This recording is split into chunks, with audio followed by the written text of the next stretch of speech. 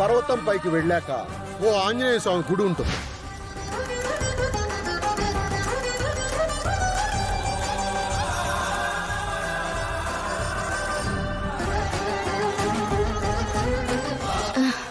రాజు, మావయ్య చెప్పిన గుడి ఇదేనా?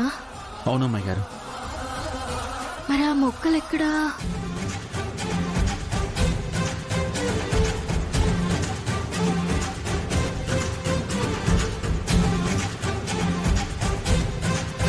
ఆ గుడి చుట్టూ సువాసనలు వెదజల్లుతూ కొన్ని మొక్కలుంటాయి. వాటి వేర్లు ఆకులు తీసుకురావాలి. అమ్మాయి గారు, స్వామీజీ చెప్పిన మొక్క ఇదే అమ్మాయి గారు. స్మెల్ చూడండి. స్మెల్ చూడగానే ఏదో ప్రశాంతత కలిగిన ఫీలింగ్ కలుగుతుంది. అవును రాజు, చాలా బాగుంది.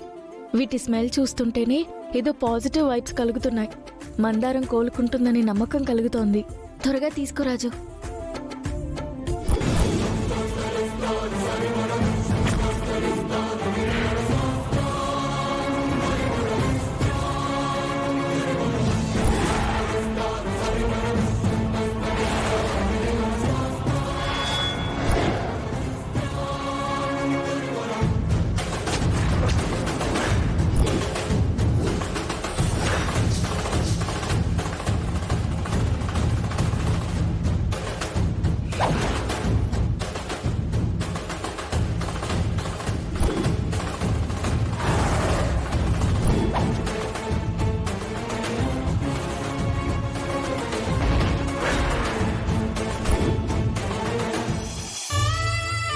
స్వామి, మందారం లేవాలి.